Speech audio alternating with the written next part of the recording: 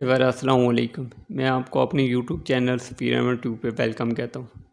آپ اگر اس میرے یوٹیوب چینل پر نئے ہیں اور ابھی تک میرا چینل سبسکرائب نہیں کیا تو نیچے ریڈ کلر کا بٹن دکھائی دے رہا ہوگا، اس کو دبا کے سبسکرائب کیجیے اور اس کے ساتھ بیل کے بٹن کو دبانا نہ بھولیے تاکہ ہر آنے والی نئی ویڈیو سب سے پہلے آپ تک پہنچ سکے۔ پھر چلیے آج کی ویڈیو شروع کرتے ہیں۔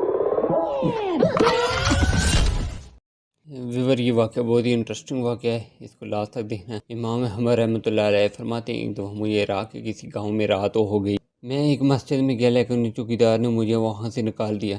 میں مسجد سے باہر فرش پر سو گیا، چوکیدار نے مجھے پاؤں سے پکڑا اور گھسیٹ کر مسجد سے دور کر دیا۔ ایک خدا ترس آدمی آیا، مجھے اپنے گھر لے گیا۔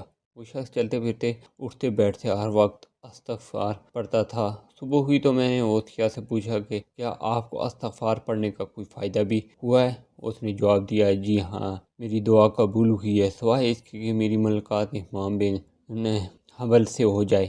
میں نے کہا، میں ہی احمد بن حنبل ہوں اور تم دیکھو کہ مجھے کیسے گھسیٹ کر تمہارے پاس لایا گیا ہے۔